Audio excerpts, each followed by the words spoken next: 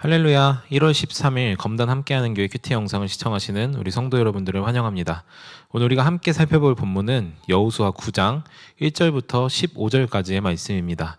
우리 함께 눈으로, 귀로, 그리고 가능하신 분들은 입으로 함께 읽도록 하겠습니다.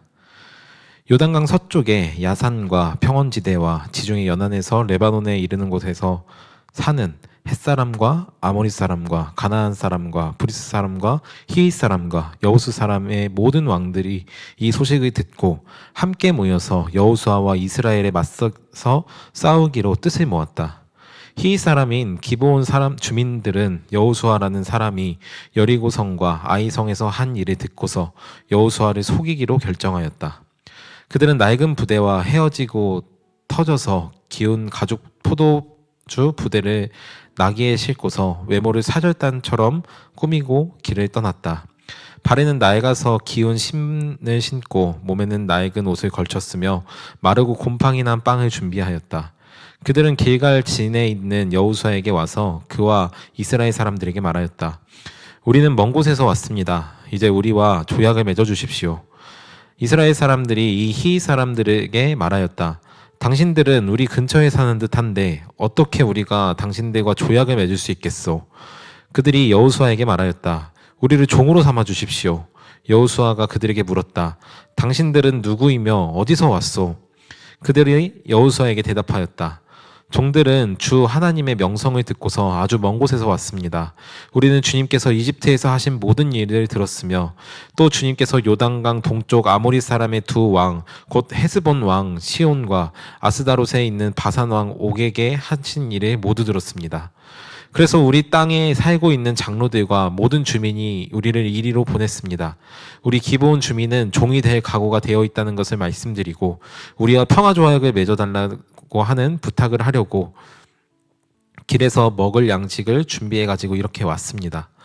우리가 가져온 이 빵을 보십시오. 우리가 이리로 오려고 길을 떠난 날 집에서 이 빵을 쌀 때까지만 하더라도 이 빵은 따뜻하였습니다. 그러나 보십시오. 지금은 말랐고 곰팡이가 났습니다. 우리가 포도주를 담은 이 가죽 부대도 본래는 새 것이었습니다. 그런데 보십시오. 낡아서 찢어졌습니다. 우리의 옷과 심도 먼 길을 오는 동안 이렇게 낡아서 헤어졌습니다. 이스라엘 사람들은 어떻게 해야 할지를 주님께 묻지도 않은 채 그들이 가져온 양식을 넘겨받았다. 여호수아는 그들과 화친하였고 그들을 살려준다는 조약을 맺고 회중의 지도자들도 이 조약을 지키기로 엄숙히 맹세하였다. 아멘. 우리가 읽은 말씀은 하나님의 말씀입니다. 오늘 본문을 통해 우리가 올 한 해의 선택을 어떻게 해야 할지 깊이 생각해보는 시간이 되기를 소망합니다.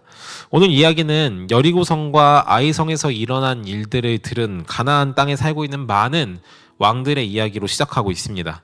그들은 이 이야기를 듣고 너무도 두렵고 마음이 떨려서 한 가지 선택을 했는데요. 무엇이냐면 그 지방에 살고 있는 모든 사람들이 함께 동맹을 맺고 이스라엘과 맞서 싸우자라고 조약을 맺었던 것이죠.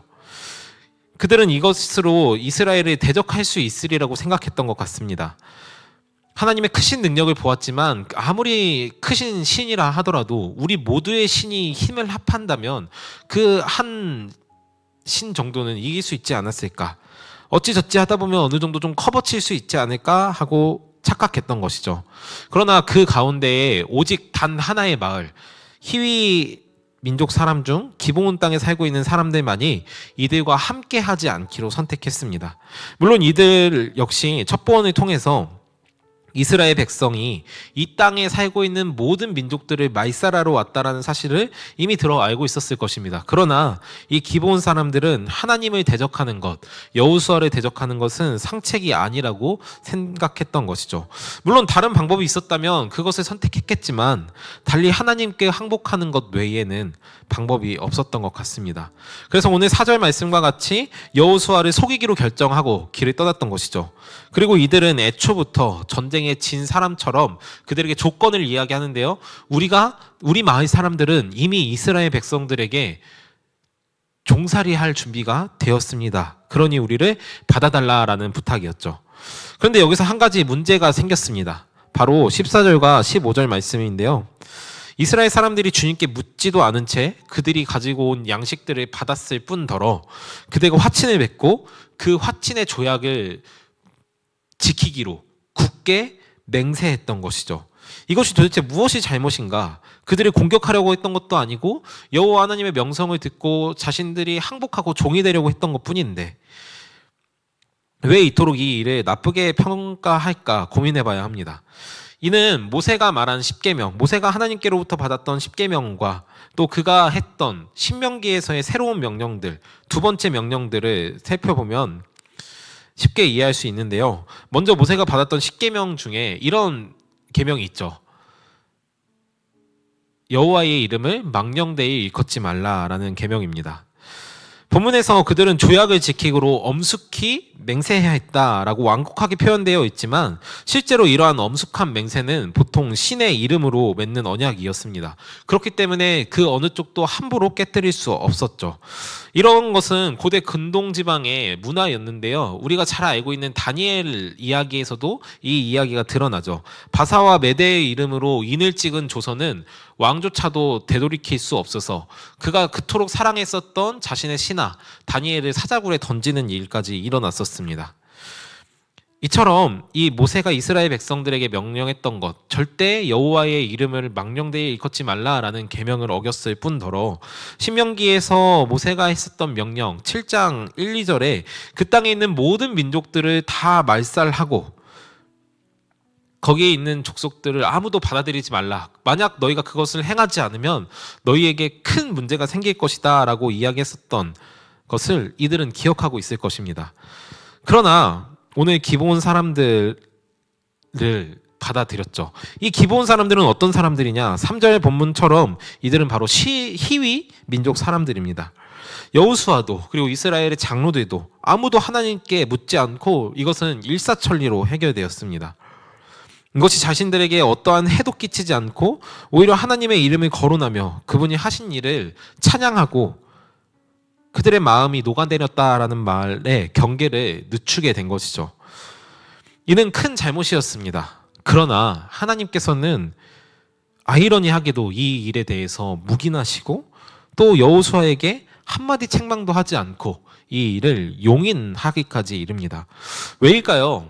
그것은 바로 기브온 사람들의 마음을 하나님께서 아셨고 그들을 불쌍히 여기셨기 때문입니다. 그들이 어떠한 상황이었냐면 지금 주변의 강대국들 심지어 자신의 왕조차도 하나님을 대적하겠노라 라고 이야기하는 결정과는 정반대의 선택을 했던 것이죠.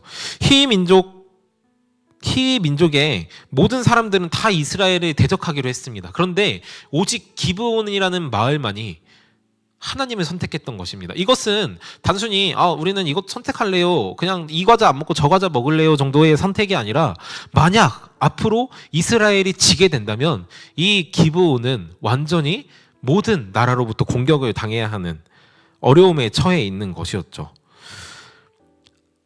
그런데도 불구하고 이들은 이것을 선택했는데 그 이유가 무엇일까요?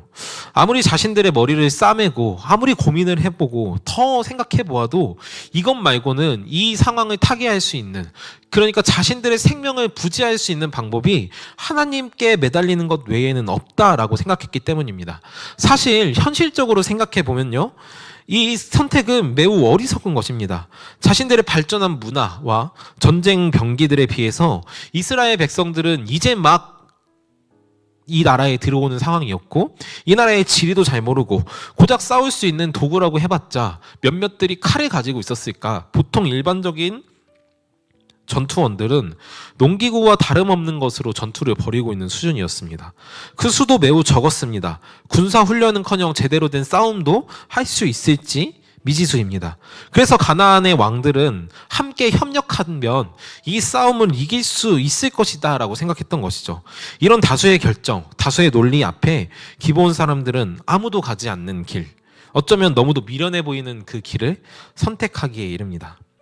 사랑하는 검단 함께하는 교회 성도 여러분, 하나님께서 올 한 해 우리를 부르시는 자리가 어쩌면 바로 이런 자리일지 모르겠습니다. 신앙생활을 이어가다 보면 현실적으로 산술적으로 수많은 사람들에게 물어보면 하나님을 따르는 것은 너무도 바보 같아 보이고 미래가 없어 보이는 길이기 때문이죠. 우리는 그 길을 우리의 목전에 두고 있습니다. 그때 우리는 이 기브온과 같이 여호와 하나님을 선택하는 지혜로운 성도님들이 되시기를 축복합니다. 하나님께서 지금까지 이스라엘의 실패를 단 한 번도 용납하지 않고 그것을 바로잡아 오셨었습니다. 그것이 바로 아이성의 첫 번째 전투였죠. 그러나 하나님께서 이번 여호수아의 실수를 바로잡지 않으시는데요. 오히려 침묵하시며 그들의 다음 전투에 아모리의 5왕과의 전투를 통해 오히려 이 두 사이 기브온 주민들과 아모리의 5왕들의 백성들을 완전히 대조시키며 그들의 끝을 극대화하며 우리들에게 보여주고 있습니다. 하나님 여호와를 선택하지 않는 것이 너무도 지혜로워 보이는 이 세상 속에 여호와 하나님을 선택하는 것이 가장 지혜로운 것을 보여주는 본문인 것이죠. 오늘 하루 세상 속에 비록 소수에 속한 우리이지만 하나님의 뜻을 따라 결정하고 그것을 통해 하나님의 인도하심을 받는 우리 검단 함께하는 교회의 모든 성도님들이 다 되시기를 축복합니다. 기도하도록 하겠습니다. 하나님 아버지, 오늘 기브온 땅에 들려온 소문을 들은 5왕들과 또 이 히위 족속 가운데 있는 기브온 주민들의 선택을 우리가 함께 살펴보았습니다. 하나님, 세상은 우리들에게 항상 이야기합니다. 큰 소리로 말합니다. 하나님을 따르는 것, 교회를 섬기는 것, 자신의 것을 아낌없이 주고 자신의 원수를 사랑하고 하나님 앞에 우리의 것을 아낌없이 드리는 것은 너무도 어리석고 미련한 일이라고, 그렇게 해서 너희들의 미래에 무엇이 남겠냐고 묻는 그 질문에 지금 우리는 두 입을 다문 채 가만히 계산해 봅니다.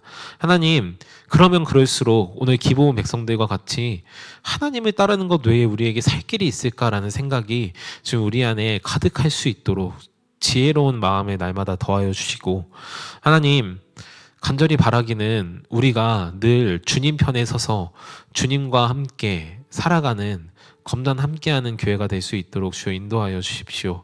하나님, 이 땅 안에도, 이 검단에도 여전히 하나님을 따르지 않고 하나님을 따르는 것이 어리석은 일이라고 말하는 이들이 있습니다. 주님, 그들 앞에 서서 주님, 우리가 하나님을 따르는 것이 가장 지혜로운 일이라고 말할 수 있는 주님, 주의 백성들 될 수 있도록 인도하여 주옵소서. 그렇게 오늘 하루도 우리들의 삶의 여러 터전에서 그렇게 살아가게 하실 주님의 힘과 능력을 기대하며 예수님의 이름으로 기도합니다. 아멘.